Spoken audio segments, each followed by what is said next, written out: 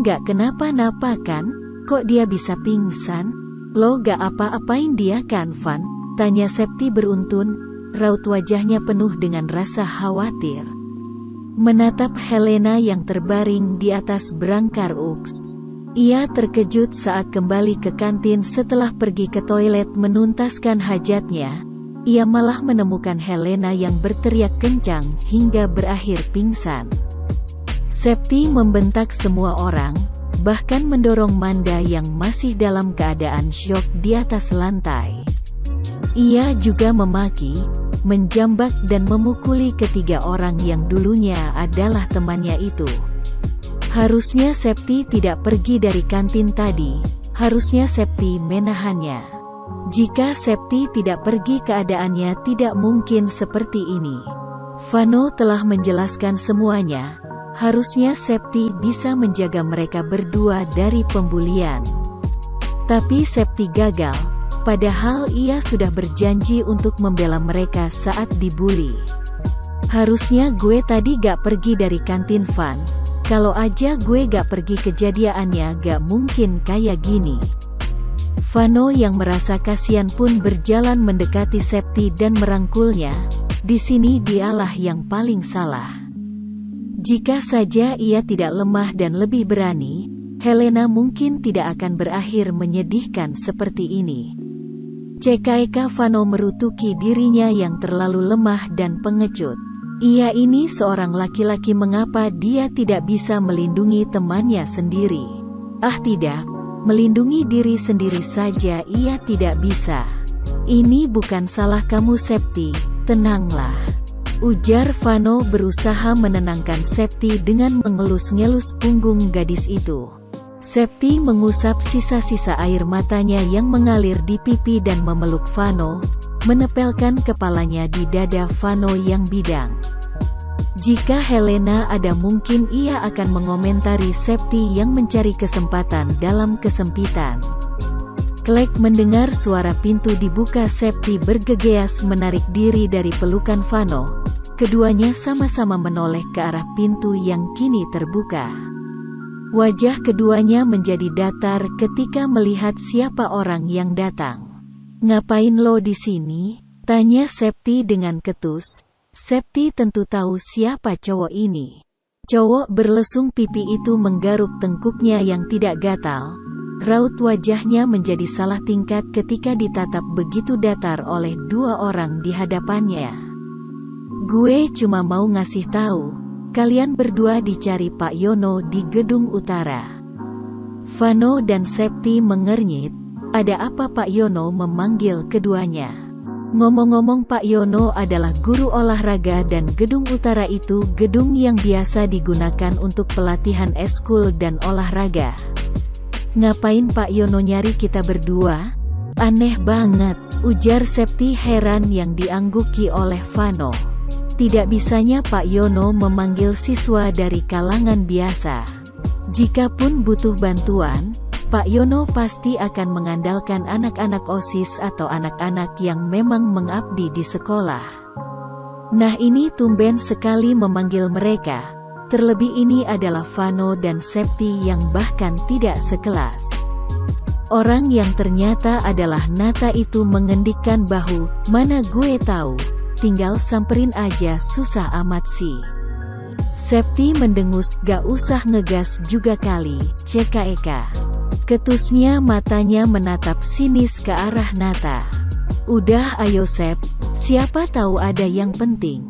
Septi mengangguk tapi kemudian ia mengingat sesuatu. Matanya menatap ke arah Helena yang masih terbaring tidak sadarkan diri di atas berangkar UKS. "Helen gimana Van?" Vano terdiam. Benar juga, jika mereka pergi siapa yang akan menjaga Helena? "Udah kalian pergi aja, gue bakal tinggal di UKSko."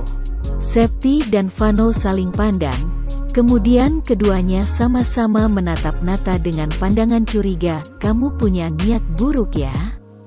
tanya Vano curiga. Nata melotot sembarangan. "Kalau perut gue gak sakit gue gak bakal di sini juga kali. Lagian apa gunanya ngejahatin kalian? Gak ada gunanya sama sekali." ujar Nata kesal karena dicurigai. Septi dan Vano mengendikak bahunya acuh. Siapa yang menjaminkan? Nata adalah salah satu dari sekian banyak orang yang sering menyakiti Helena dulu. Hampir satu sekolah jelas tahu siapa Nata dan bagaimana sikapnya pada Helena. Tak ada salahnya kan berjaga-jaga, tidak ada yang tahu apa yang akan dilakukan Nata. Ya siapa tahu aja, cowok brengsek kayak lo kan gak bisa dipercaya. Jelek kata-kata Septi benar-benar langsung sampai ke hati, entah mengapa Nata merasa tersindir. Padahal seharusnya ia tidak perlu merasa tersindir kan? Meski begitu Nata tetaplah Nata, dia melayangkan tatapan sinisnya ke arah Septi dan Vano. Nata tetap tidak terima disebut brengsek oleh gadis berbando pink di depannya ini. Seterah lo aja, gue gak peduli, katanya lalu bergerak ke arah brangkar di samping Helena dan membaringkan tubuhnya di atas sana. Uks ini cukup luas dengan 4 brangkar di dalamnya. Tapi sayangnya tirai pembatas di sana tidak ada, mungkin petugas Uks tengah mencucinya. Septi dan Vano saling lirik satu sama lain, mereka berdiskusi melalui mata. Gimana Van? Kita harus percaya sama buaya darat apa enggak? Vano meletakkan jarinya di dagu berusaha berpikir. Kayaknya kita harus percaya sama Nata deh Sep, gak ada pilihan. Septi mengangguk-anggukan kepalanya paham, lalu ia mendekati Nata yang kini memejamkan matanya. Awas aja kalau temen gue kenapa-napa. Septi menjeda ucapannya, krekek, gue gorok leher lo sampai mati. Ancam Septi dengan menggerakkan tangannya di leher seolah tengah menggorok lehernya sendiri. Nata tak menjawab, cowok itu hanya berdehem singkat dengan mata yang masih tertutup. Septi mendengus, lalu dia menghampiri Vano yang sudah berdiri di ambang pintu yang terbuka. Ayo Van kita ke Pak Yono. Setelah itu suara pintu tertutup pun terdengar. Suasana Uks mendadak jadi hening karena 2 orang yang ada di dalamnya hanya diam tak ada yang bersuara. Perlahan Nata membuka matanya ketika merasa sudah tidak ada orang. Netranya kemudian beralih ke arah seorang gadis yang terbaring di sampingnya. Nata pun bangkit, turun dari ranjang, berjalan mendekat ke arah Helena dan berdiri di samping brangkarnya. Lo kenapa sih bego banget jadi cewek? Nata membuka suaranya, matanya menatap tajam ke arah Helena. Lo tuh cewek pengecut, harusnya lo tuh sadar diri. Kenapa malah pergi ke kantin bodoh? Tetap, meski tak ada jawaban Nata tetap mengeluarkan semua makian yang dia tahan saat ada di kantin tadi. Pakai belain tuh cowok cupu lagi. Nata mendengus pelan sebelum kembali melanjutkan ucapannya. Lo tuh bisa gak sih pinteran dikit jadi cewek? Udah tahu lemah sosokan jambak-jambakan sama orang lagi. Cuma jambakan begitu gak akan bikin gue mati. Nata tersentak, ia mendadak gugup ketika mendengar suara Helena. Apalagi ketika gadis itu perlahan membuka matanya secara sempurna. Lo, sejak kapan lo bangun? Tanya Nata terbata-bata, kupingnya mendadak memerah. Salah satu kebiasaan saat Nata dilanda gugup atau salah tingkah. Helena memutar bola matanya malas, ia menatap sekelilingnya mencari keberadaan Septi dan Vano. Namun sesaat kemudian Helena mendengus kesal karena tidak melihat tanda-tanda keberadaan keduanya. Dan lagi, mengapa ia harus ditinggal bersama cowok yang sangat tidak ingin dia lihat sih? Helena selalu merasa muak jika melihat Nata.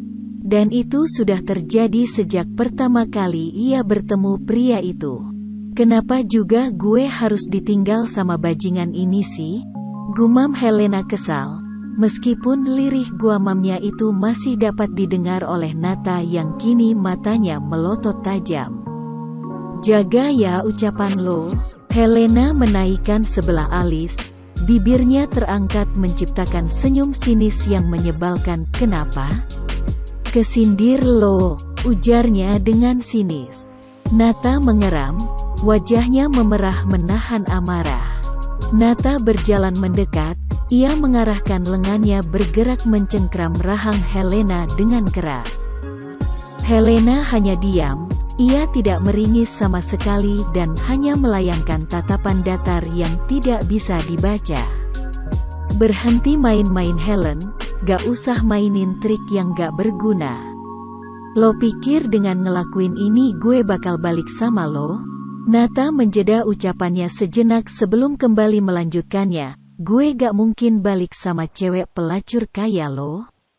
Lanjutnya dan menyentak rahang Helena ke samping dengan keras, menciptakan baret panjang dari dagu hingga lehernya. Bukannya takut atau tersinggung, Helena justru tertawa yang mana membuat Nata mengernyit heran. Gue rasa lo udah terlalu percaya diri selama ini Nata. Nata diam menunggu kelanjutan ucapan Helena. Gue gak mungkin ngambil lagi sesuatu yang udah gue sumbangin buat orang lain.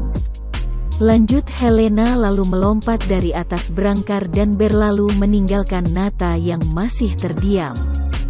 Membolos bisa-bisa beasiswanya dicabut. Ia saja sudah susah payah untuk masuk ke sekolah ini. Baik, jadi seperti yang dijelaskan kemarin Sel adalah pelajaran terus berlanjut.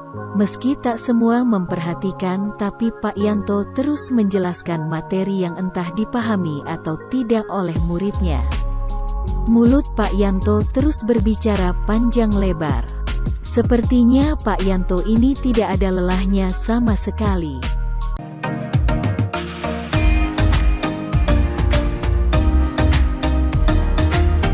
See you in the next story. Thank us for listening. Don't forget to like,